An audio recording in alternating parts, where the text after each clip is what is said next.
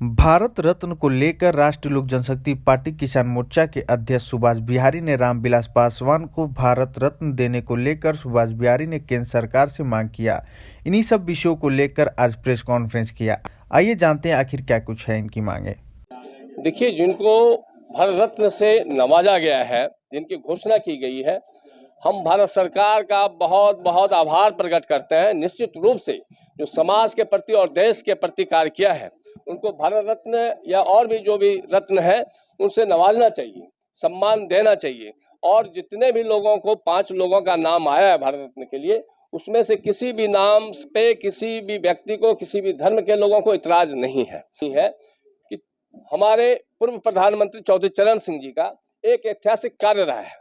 जो हमारे पूर्व प्रधानमंत्री लाल बहादुर शास्त्री जी का नारा था, जय जवान जय किसान, इसको अगर धरातल पे उतारा है, किसानों के हित में कार्य किया है, तो वो चौधरी चरण सिंह जी हैं। जवानों के लिए, जिस समय जवान को 24 घंटे ड्यूटी करना होता था, उनको कोई बोनस नहीं मिलता था, उनको कॉटन का सूती वर्दी मिलती थी, हाफ पैंट मिलता था जवानों को। आज अगर फुल पैंट में और टेरिकॉट के वर्दी में जवान दिखाई दे रहे हैं, तो ये माननीय चौधरी चरण सिंह जी का देन है। और अगर जवानों को 24 घंटे के बाद छुट्टी की घोषणा हुई है, या साल में रामविलास पासवान जी हमारी जब मूछें नहीं आ रही थी, और उस कार्यकाल से मैं रामविलास पासवान जी को अपना आदर्श और अपना नेता मानता हूं। और मुझे कोई अगर ये पूछे कि आप क्यों मांग करते हैं, तो बहुत दुख होता है। मेरा ही मांग नहीं है, ये देश के करोड़ों करोड़ जनता का मांग है। और रामविलास पासवान जी को जितने भी व्यक्ति या धर्म के लोग, जाति के लोग हैं, वो अपने आदर्श मानने वाले लोग, करोड़ों करोड़ लोगों की ये मांग है, जिस मांग को मैं उनकी तरफ से, ये मांग जनता की तरफ से सरकार के समक्ष रख रहा हूँ।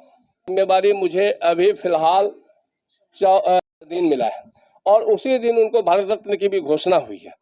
मेरा बहुत गौरव बढ़ता है कि जन नायक कर्पूरी ठाकुर जी की जयंती वाले दिन मुझे किसानों की जिम्मेवारी में दी गई है। साथ ही उसी दिन उनको भारत रत्न देने की घोषणा की गई है। और हमारे कर्पूरी ठाकुर जी को ही अपना नेता, और उनके नेतृत्व में हमारे नेता माननीय रामविलास पासवान जी ने भी चलते हुए आज देश का सेवा किया है। इसलिए हमारी मांग है कि हमारे नेता का भी, किसी भी नेता से, जिनको भी आपने भारत रत्न दिया है, देश में आज तक जितने लोगों को भारत रत्न दिया है, वो किसी से भी कम में हमारे रामविलास पासवान जी आंकने वाले व्यक्ति नहीं है। वो सबसे ऊपर के परचम पे है। हम उनको भी छोटा नहीं कहते हैं, क्योंकि गुरु कभी छोटा नहीं होता है।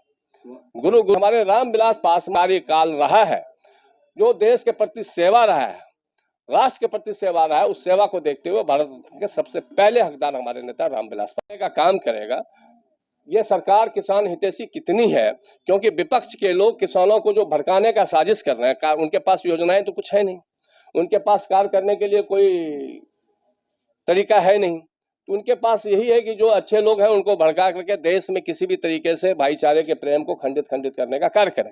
हम किसानों के बीच में जाएंगे, किसानों को समझाने का कार्य करेंगे, उस योजनाओं के बारे में समझाने का कार्य करेंगे कि भारत सरकार किसान हितैषी है, और ये योजनाएं जो वो आपके हित में है। नहीं, ये हाल फिलहाल की बात ही नहीं है। कुछ चीजें जब लगता है सरकार को कि व्यवस्था कहीं ना कहीं बिगड़ेगी, तो सरकार के पास आज जितनी भी मशीनरी हैं, वो इसीलिए होती हैं कि व्यवस्था बिगड़े नहीं, भाईचारा बिगड़े नहीं, किसी भी तरीके का वैचारिक टकराव ना बने। इसलिए वो सारी व्यवस्थाएं हैं, और ये व्यवस्थाएं तो होना चाहिए, क्योंकि भाईचारा तभी कायम रहेगा। सर्वोपरि सबसे पहले संविधान है, कानून है, कानून का उल्लंघन कोई ना करे। और हमेशा यह विश्वास रखें कि सरकार किसान हितैषी है, किसानों के हित में है, और किसान के हित में कार्य करेगी।